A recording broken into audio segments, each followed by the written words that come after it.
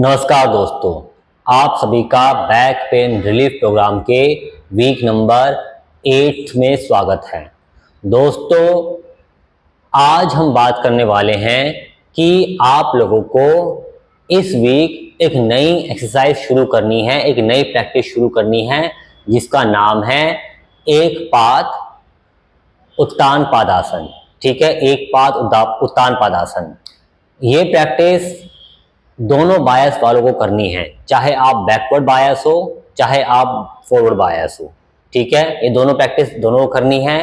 तो एक बार पहले टेक्निक समझ लेते हैं और उसके बाद हम बात करते हैं कि हमें प्रैक्टिस को कैसे प्रोग्रेस करना है। तो प्रैक्टिस के लिए आपको एक प्रॉप चाहिए होगा जो कि होगी एक चेयर। ठीक है, आपको एक चेयर चाहिए और कोशिश करें कि ऐसे चेयर आप यूज करें जिसका जो है बैक सपोर्ट हो, ताकि आप अपने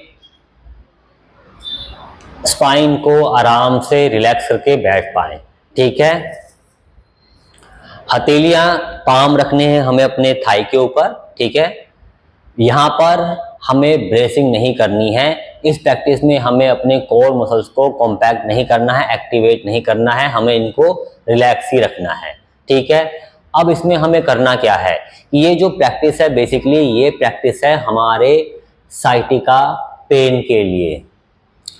जो हमारी साइटिका नर्व जो है प्रेस हो रही है, पिंच हो रही है, ठीक है, वो उसके से जो पेन हो रहा है उस पेन के लिए ये एक बहुत ही इफेक्टिव प्रैक्टिस है जिसे हमें करना है। ठीक है, तो आपको करना क्या है प्रैक्टिस में, आपको आराम से चेयर पर बैठना है, हथेलियां आपकी थाइस के ऊपर है। ठीक है, और उसके बाद आपको कोई भी एक लेग आपको सामने सीधा करना है। ठीक है, आप स्टार्ट कर सकते हैं उस लेग से जिसमें आपको पेन है। यानी कि आपको करना क्या है कि आपको अपने लेग को उठाना है तकरीबन 90 डिग्री एंगल।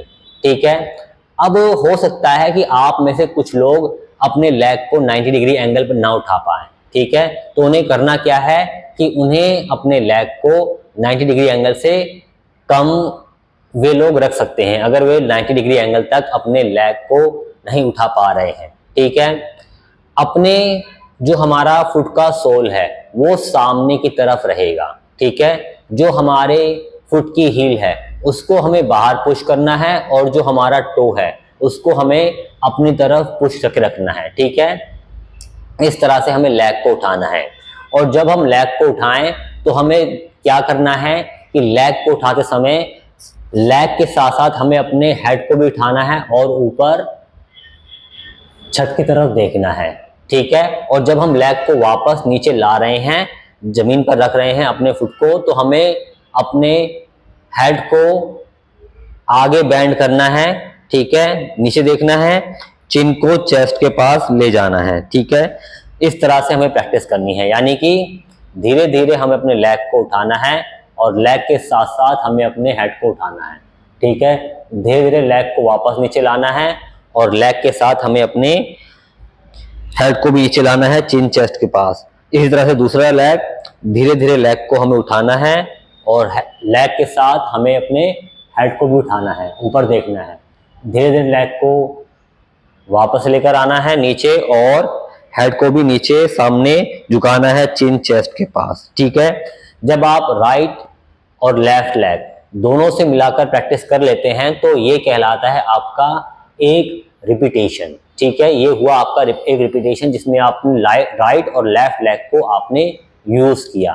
ठीक है, एक बार फिर से देख लीजिए, लेग को हम उठा रहे हैं, लेग के साथ हम अपने हेड को उठा रहे हैं, हमारा हील आगे, तो हमारा अपनी तरफ 90 डिग्री तक उठाना है, आराम से वापस आना है।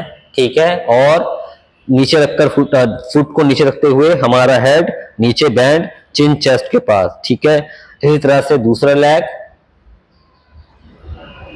हेड ऊपर, धीरे धीरे लेग डाउन और लेग के साथ हमारा हेड भी डाउन। ठीक है, इस तरह से ये हुई एक प्रैक्टिस, इस तरह से हमें प्रैक्टिस करनी है।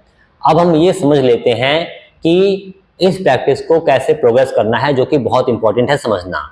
तो आपको करना क्या है, जैसे कि आप इस वीक के फर्स्ट डे पर प्रैक्टिस शुरू कर रहे हैं तो आपको डे 1 पर सिर्फ एक ही रिपीटेशन करना है और नहीं, सिर्फ एक रिपीटेशन, ठीक है।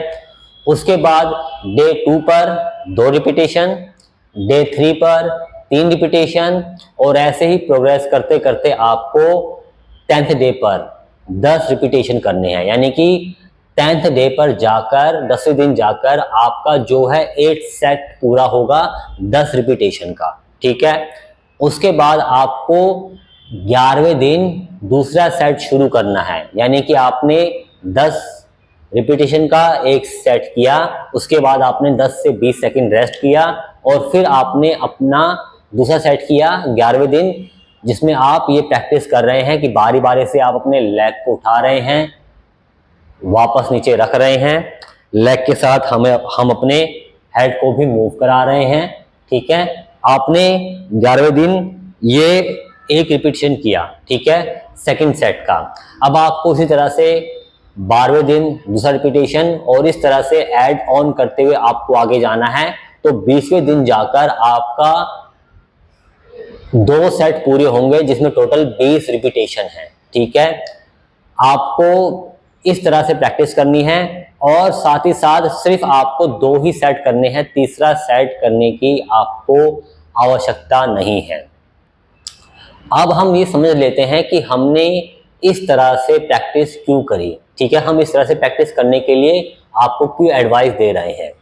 दोस्तों, होता क्या है कि जब बहुत सारे प्रैक्टिशनर ये प्रैक्टिस शुरू करते हैं, जब वे एक पाद उत्तान पादासन करते हैं चेयर पर बैठ के, तो होता क्या है कि प्रैक्टिस के बाद उनको पेन जनरेट होता है, उनका कई बार पेन थोड़ा सा वर्स हो जाता है, उन्हें पेन फील होता है।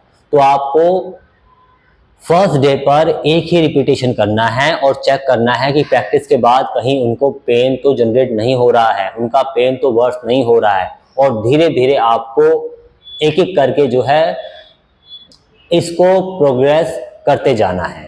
अब हम ये समझ लेते हैं कि हमें पेन क्यों फील होता है जब हम ये एक्सरसाइज करते हैं। दोस्तों, जो हमारी साइटिका नर्व है उसका अपना एक काम करने का तरीका होता है। यानी कि जब भी हम कोई ऐसे मूवमेंट करते हैं जिसमें हमारी साइटिका नर्व इन्वॉल्व है, तो हमारी साइटिका नर्व जो है ग्लाइड करती है, स्लाइड करती है, और वो ऐसा इसलिए करती है ताकि वो टीयर वियर ना हो। पर अलग अलग रीज़न की वजह से, उसमें से एक रीज़न ये भी है कि डिस्क के पुश आउट होने से साइटिका नर्व का पिंच होना। तो अलग अलग रीज़न की वजह से अगर साइटिका नर्व अपने सराउंडिंग टिश्यू के साथ एक तरह से जुड़ जाती है, ठीक है, यानी कि इसको हम एक लो लेवल का जुड़ाव कह सकते हैं। तो जब ये ऐसा हो जाता है जुड़ाव, तो हमें, जब हम ये मूवमेंट कर रहे हैं, यानी जब हम इस प्रैक्टिस के द्वारा अपने साइटिका को मूव कर रहे हैं, ग्लाइड या स्लाइड कर रहे हैं, तो हमें पेन फील होता है। तो जो ये हमने कॉन्सेप्ट बताया, इसको आप खुद भी जाकर गूगल पर सर्च कर सकते हैं, यानी कि एडिशन ऑफ साइटिका नर्व, ताकि आप इसे और अच्छी तरह से समझ सके। इसलिए इसी की वजह से जब ये जुड़ाव हो जाता है, ठीक है, तो हमें जो है पेन फील होता है ये इस प्रैक्टिस को करने में। इसके अलावा मैं आपको जो है एक चीज़ और थोड़ा सा एक्सप्लेन करना चाहता हूँ, जो कि इम्पोर्टेंट है। आप में से बहुत सारे जो प्रैक्टिशनर हैं, ठीक है, जिनको साइटिका का पेन होता है, तो आप लोगों में से ये जो एक स्टडी ये कहती है कि जिन लोगों को साइटिका का पेन होता है उसमें से 30% लोगों को बैक पेन नहीं होता। यानी कि साइटिका पेन वाले जो प्रैक्टिशनर है, जिनको लेग में तो पेन रहता है साइटिका नर्व की वजह से, साइटिका नर्व के प्रेस होने से, बट उन्हें जो है बैक में पेन नहीं होता है, ठीक है। तो उन लोगों को करना क्या है कि उन लोगों को भी जो है ये back pain relief programme follow करना है, चाहे उनको बैक पेन हो रहा हो या बैक पेन नहीं हो रहा हो।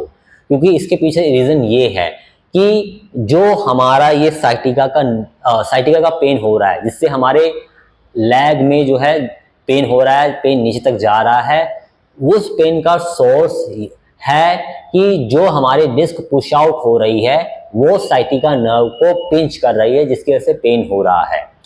और हमारी डिस्क पुश आउट क्यों हो रही है?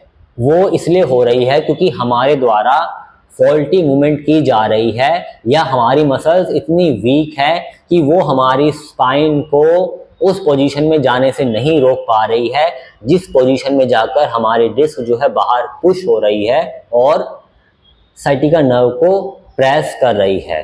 तो आप लोगों को भी ये back pain relief programme follow करना है ताकि आप फॉल्टी मूवमेंट को अवॉइड कर पाएं, हेल्दी मूवमेंट को प्रमोट करें, ठीक है, ताकि आपका जो है डिस्क बाहर पुश आउट ना हो मूवमेंट करने से, और आपकी जो मसल्स है वो स्ट्रॉन्ग बने, ताकि वो आपकी स्पाइन को ऐसी पोजीशन में रखें, बना के रखे, होल्ड करके रखे, जिस पोजीशन में आपका डिस्क बाहर पुश नहीं हो रहा है। तो उन लोगों के लिए भी ये प्रोग्राम इक्वली ही बेनिफिशियल है, इक्वली ही इम्पॉर्टेंट है। तो जिन लोगों को बैक पेन नहीं है लेकिन साइटिका पेन है, उन्हें भी ये प्रोग्राम फॉलो करना है। तो आई होप आपको ये वीडियो पसंद आया होगा। मिलते हैं अगले वीडियो में। आप सभी का इस वीडियो के अंत तक बने रहने के लिए धन्यवाद।